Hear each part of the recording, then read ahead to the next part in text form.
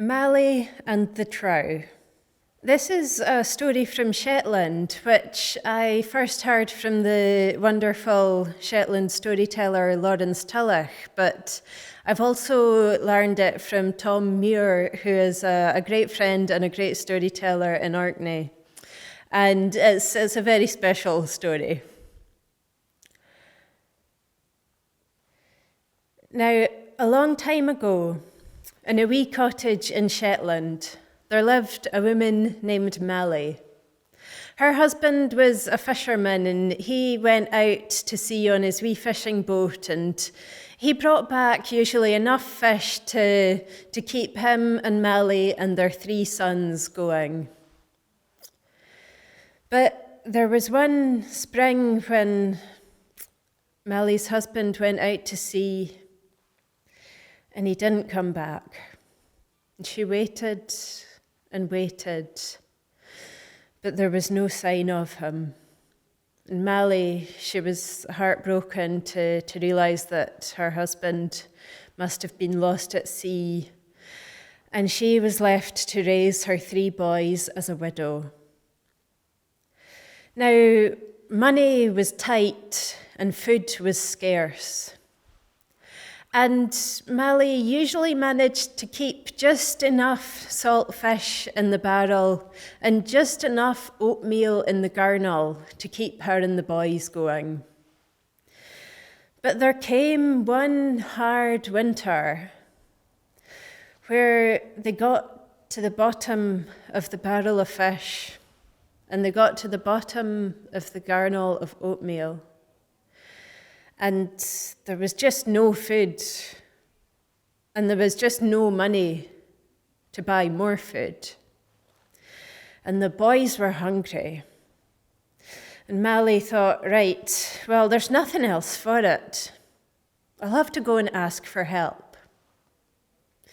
So she got the boys dressed with their coats on, and they walked down the road to where her neighbour lived. And her neighbour had quite a big stone house, and Mallie knocked on the door, and the woman that lived there answered. And Mallie said, "Look, I'm really sorry to have to come to you like this, but I'm just, we've no money, we've no food, and my boys are starving.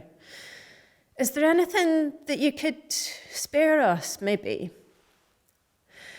And Mallie's oldest boy, he was keeking round the door as Mallie spoke to the neighbour. And he saw into the kitchen there, and he saw that the neighbour, she had a bowl of fruit on the table, she had a loaf of bread, and he could see the shelves of her pantry were stacked with pots of jam and cheese and butter, and his stomach was rumbling just looking at it. But the neighbour said, "Oh no, I can't possibly help you. I'm just a poor old woman and I've nothing to spare." And she shut the door in their face. So Mallie sighed and she turned the boys round and they walked back up the road to their wee cottage. And, well, Mallie's oldest son, he was furious and he could not understand why the woman had said what she'd said. "She's got plenty of food. How could she not spare us anything?" And Mallie said, "Look, son, I know it's hard, but as you go through life, you're going to come across people like that. But there's something I want you to remember. No matter how bad things get for us, we are better than that. We share."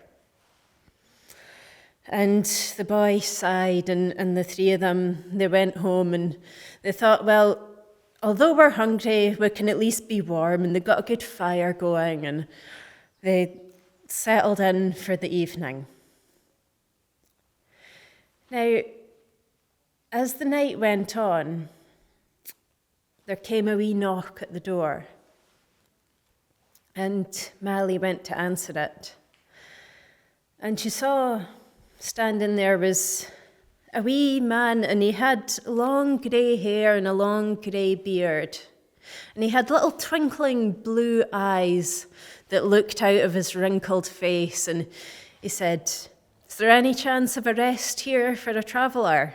And Mallie said, "Well, you're very welcome. Come in and get warm by the fire." And the wee man, he came in and he sat down and kicked off his boots and started warming his feet by the fire. And then he said, "I don't suppose there's any chance of a nice bit of homebrewed ale?" And Mallie said, "Oh, I'm sorry. We've got good cold water from the well to offer you, but I've no ale, and I'd love to offer you something to eat, but there's no food in the house. We haven't eaten ourselves." And the old man, he looked a bit put out at this, and, "Are you sure? You've absolutely nothing in the house for a hungry old traveller?" And Mallie, well, it broke her heart to have a guest that she couldn't give any hospitality to. And eventually she thought, and she looked around the bare room, and she thought, well, right, we'll see what we can do. And she opened up the barrel where they kept the fish, and, well, the fish was all long gone, but there was a little bit of salty sort of brine water sloshing about in the bottom. So she scooped that up and she put it into a pot. And she opened the wee garnel where they kept the oatmeal. And that was all long gone too, but there was some dust in the corners, and she swept that up and put that in with the brine and kind of mixed it up into this gruel paste.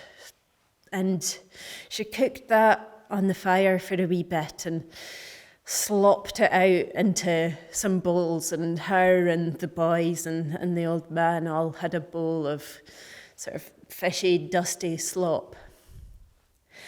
And the man says, "Is this really all you've got to eat?" And Mallie said, "Do you think we'd be eating it if there was anything else?" And the man shook his head, and they all went to sleep for the night. Now in the morning, when the traveller got up to go on his way, he said, "Now, was that whatever you call that you gave me last night?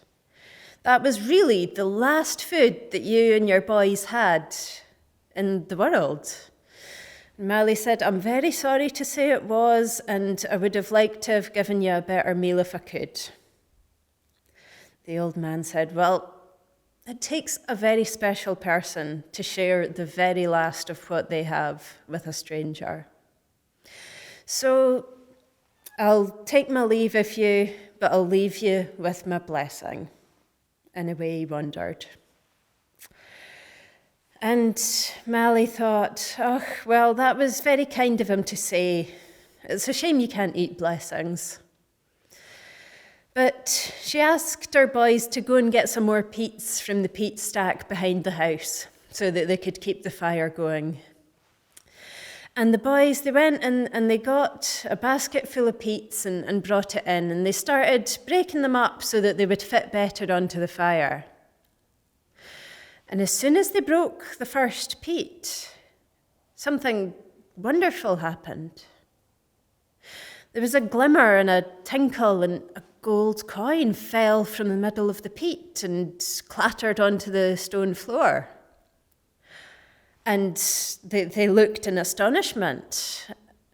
But the boys broke another peat, and another coin tinkled out of it onto the floor. And every peat that they broke that day, a coin came falling out of the middle of it. And Mallie realised that their visitor must have been one of the Trows, and that is what he'd meant by giving them his blessing. Mallie and the boys were just delighted. They were over the moon. And the first thing they did was plan to go into the wee town and stock up at the shop. And they bought the most wonderful array of food. They bought bread, and they bought ham, and they bought cheese and cakes and jam and all of this delicious food. And They were so happy, that family, to get a good meal. But as they were coming up the road with their baskets full of food, Mallie's neighbour was looking out of her window, and she wondered what was going on. For hadn't it just been the other day that they'd been round at her house with their sob story about not having any money and not having any food? And now look at them, living the life of Riley. What was going on here? She decided Mallie must be up to something. So she started hanging around their house, lurking in the shadows, trying to figure out what was happening. And soon she spotted that every time one of them broke a peat to put onto the fire, a gold coin fell out of it. And she thought, I want to get some of that magic for myself. So under cover of night, she brought her barrow up to the peat stack at the back of Mallie's house, and she loaded it up with peats, and she wheeled it back to her house, and she could not wait to get started making her fortune from this. And she broke a peat, and something grey and wriggly fell out of the middle of it and scurried away. Oh, what was that? She thought. That must have been a bad one. Let's try again. And she broke another one, and out of every peat that woman broke, a little grey mouse fell out of it and scurried away into her kitchen. And she kept breaking them, determined to find the money, but all she found was mice. And they covered her floor, and they ate her fruit, they ate her bread, they ate her cheese or jam. Once they'd finished the food, they ate the curtains. And soon the house was absolutely bare. The woman had nothing. And, well, after a day or so of being cold and hungry, she decided that she would have to swallow her own pride and go and ask for help herself. And she walked up to Mallie's house and knocked on the door. It was Mallie's oldest son who answered. The neighbour said, "Oh, hello. I'm afraid I've had a terrible plague of mice. I don't know where they came from, but they've eaten me out of house and home. And I was wondering if maybe your mum would have something to spare for me." And the boy looked at her and he said, "I'll give you what you gave us when we were struggling." And he was about to shut the door in her face. But Mallie was listening, and she said, "Come on, son, remember what I told you that day?" What was it I said? And her son kind of shrugged and said, "You said we'd share." I did, didn't I? And so the son opened the door and invited the neighbour to come in. And Mallie said, "As long as we have food, I promise you will not go hungry." And so that is the story of Mallie and the Trow. And Mallie and her family never went hungry another day in their lives.